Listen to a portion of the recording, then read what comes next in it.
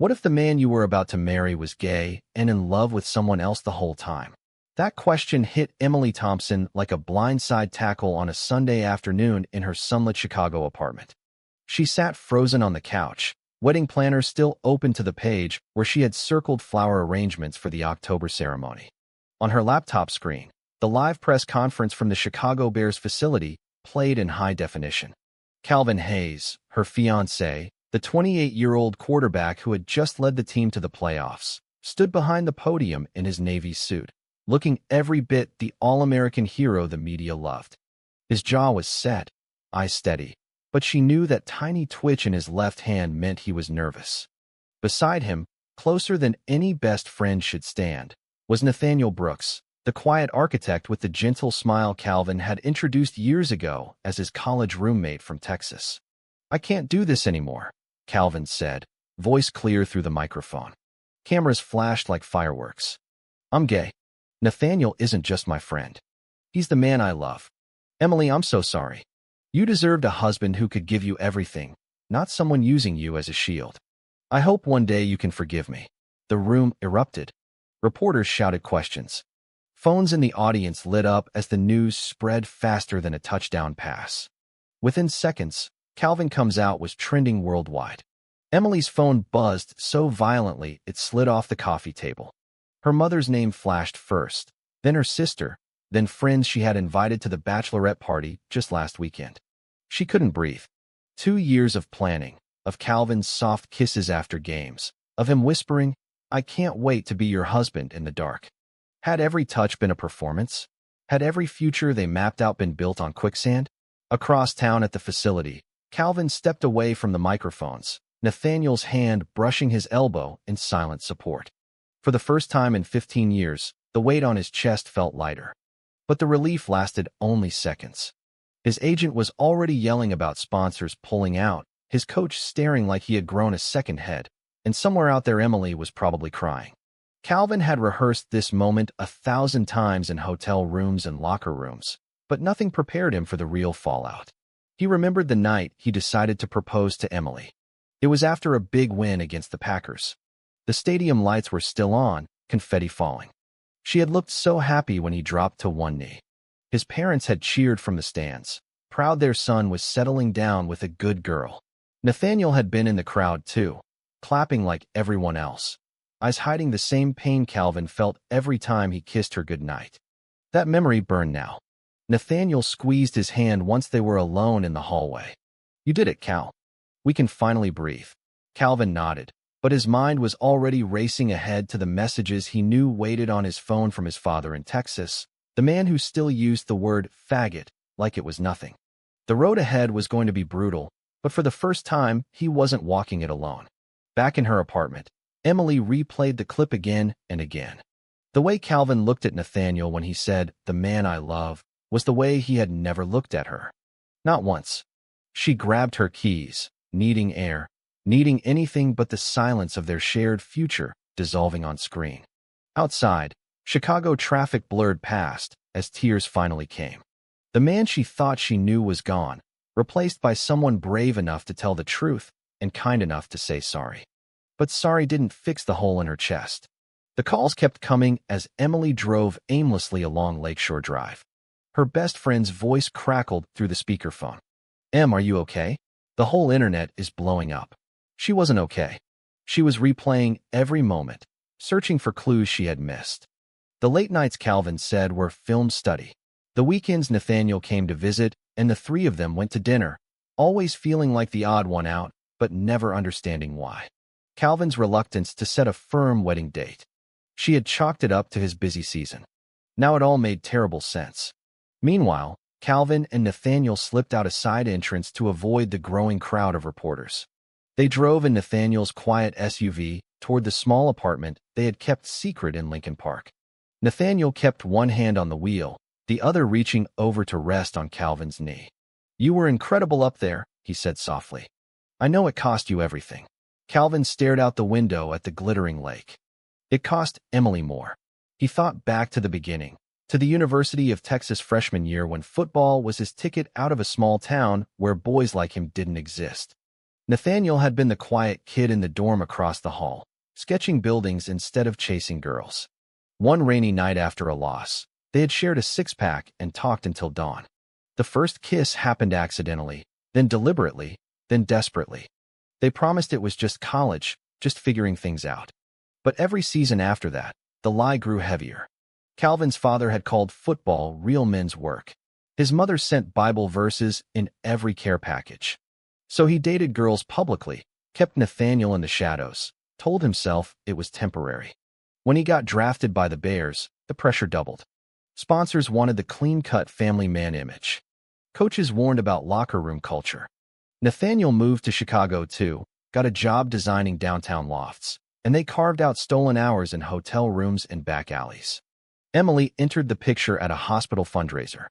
She was kind, smart, and loved football. Calvin convinced himself loving her the way she deserved was possible if he tried hard enough. The proposal was supposed to quiet the whispers, to make his parents proud, to protect his career. Instead, it had been the cruelest kind of kindness. Now, in their hidden apartment, Nathaniel made coffee while Calvin paced. "I should call her," he said. Nathaniel nodded. "But give her space first. She's hurting, and you can't fix that tonight." Calvin sank onto the couch, head in his hands. The relief he felt earlier was mixing with guilt so thick it choked him.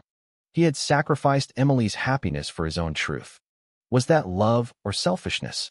Nathaniel sat beside him, pulling him close the way only he could. "You gave her 2 years of your life, trying to be someone else. Now you're giving the world the real you. That takes courage most people never find." Outside, the city lights twinkled, indifferent to the storm raging inside two men who had waited a decade for this night. Back at her place, Emily finally answered her mother's call. "Honey, I'm coming over. We'll get through this." But Emily wasn't sure there was a we anymore. She opened her laptop again and saw the comments flooding in. Some called Calvin a hero. Others called him a fraud. A few accused him of using her as a beard. She closed the tab, heart aching for the man she had loved and for the stranger he had become. Sleep wouldn't come.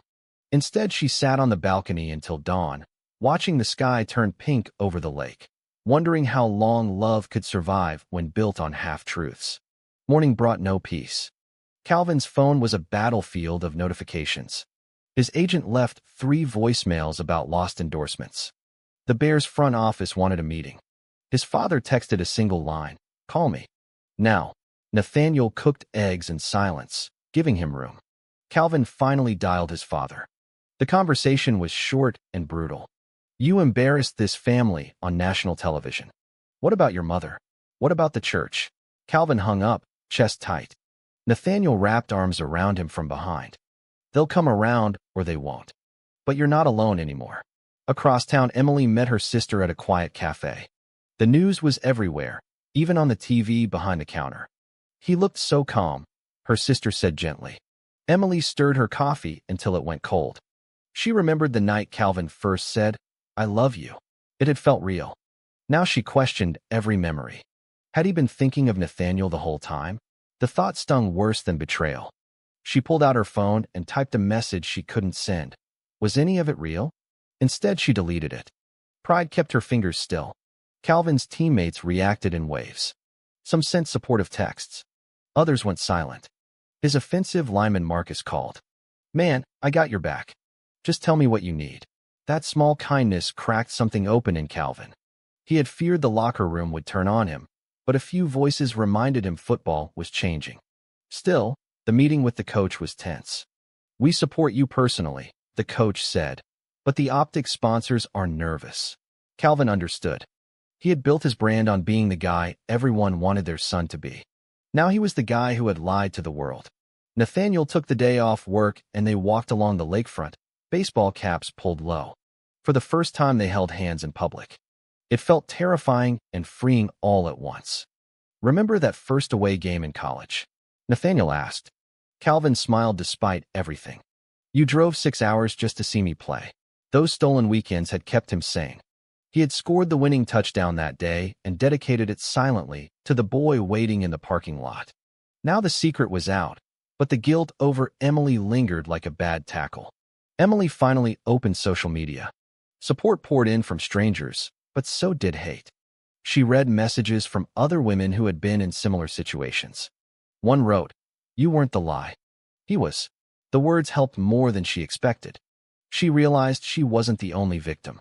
Calvin had been trapped too, suffocating under expectations that weren't his. That didn't erase the pain, but it softened the edges. She typed a short reply to his earlier text. "I need time. I'm not ready to talk yet." It was the first honest step for both of them.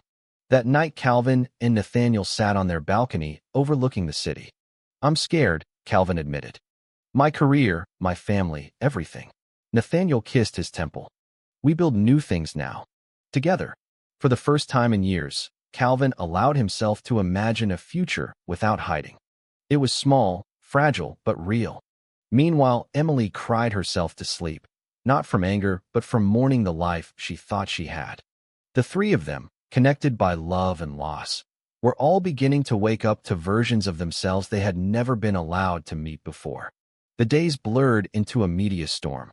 Calvin held a second press conference, this time with Nathaniel beside him openly.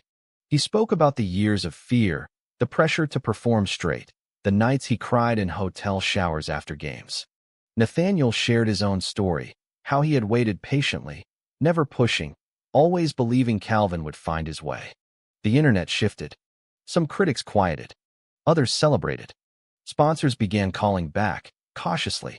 The Bears issued a statement of support. But Calvin's father still refused to speak. Emily met Calvin at a neutral park near the lake. It was the first time they had seen each other since the announcement. She looked thinner, eyes red. He looked exhausted but lighter. "I'm not here to yell," she said. "I just need to understand." Calvin told her everything, the college years, the fear, the way he had convinced himself he could make it work with her because he cared about her deeply, even if it wasn't romantic love. She listened without interrupting. When he finished, she said quietly, "I wish you had trusted me enough to tell me sooner. I could have been your friend instead of your cover." The words hurt, but they were fair. They parted with a hug that felt like goodbye and hello at the same time. Nathaniel waited at home, nervous. When Calvin returned, he pulled him into a long embrace. "She's stronger than I gave her credit for," Calvin said. "And I'm lucky she didn't hate me." Nathaniel smiled. "You're lucky because you finally chose us." They spent the evening planning small things, a weekend trip up north, maybe adopting a dog. Normal things other couples took for granted. It felt revolutionary. Calvin's mother called that night. Her voice trembled. "Your father is stubborn, but I love you. I always have." It wasn't perfect, but it was a crack in the wall. He hung up with tears in his eyes. Nathaniel wiped them away. "See? The world is bigger than one press conference." Emily started therapy. She talked about betrayal, about identity, about how love can be real even when it ends.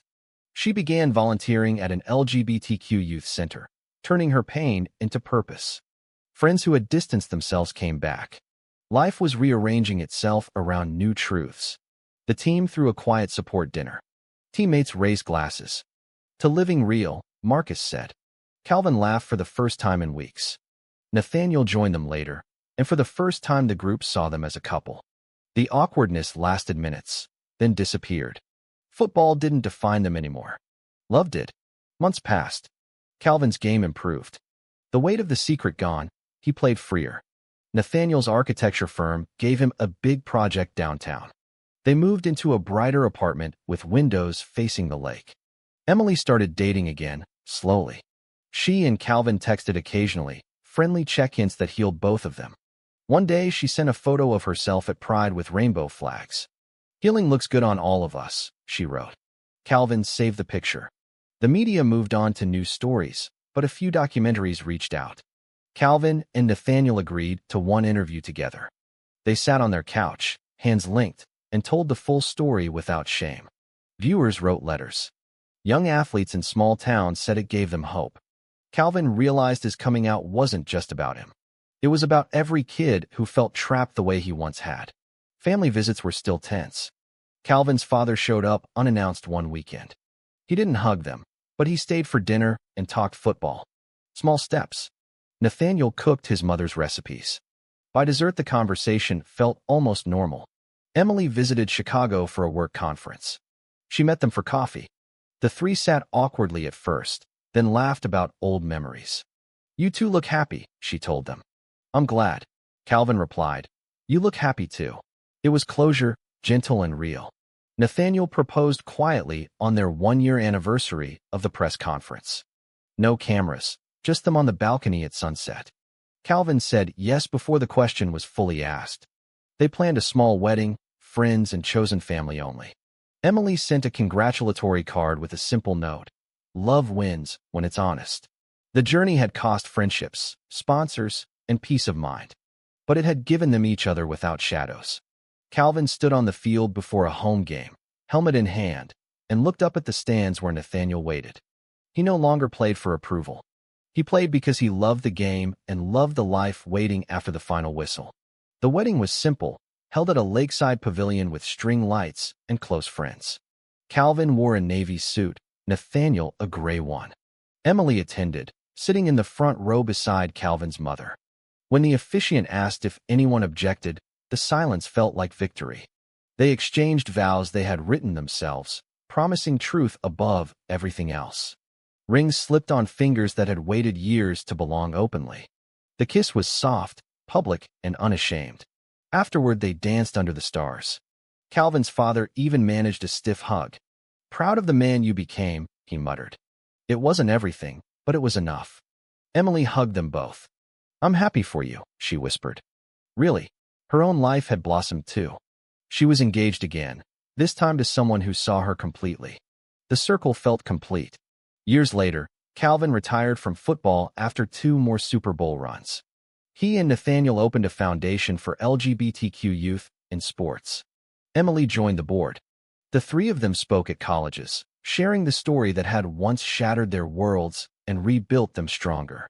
Young men wrote letters saying they finally came out because of what they saw. Calvin stood on their porch one evening, watching Nathaniel sketch new house plans. The sun set over the lake they had walked so many times. He thought about the scared kid in Texas, the lying quarterback, the man at the podium. Every painful step had led here, to peace. Nathaniel looked up and smiled. "What are you thinking?" Calvin pulled him close. "That I finally get to love you in the light." The world had exploded that day at the press conference, but from the pieces they built something honest and lasting. Love, when it's true, doesn't need hiding. It only needs courage to step forward. In the end, Calvin's story shows that hiding who you are doesn't protect anyone. It only delays the pain. The courage to speak truth, even when it costs everything, opens doors to real love and real peace.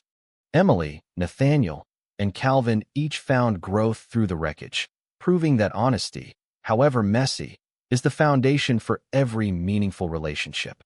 The lesson is simple. Living a lie may feel safe in the moment, but truth is the only path that lets you breathe freely and love fully. No spotlight or stadium can replace the quiet freedom of being yourself.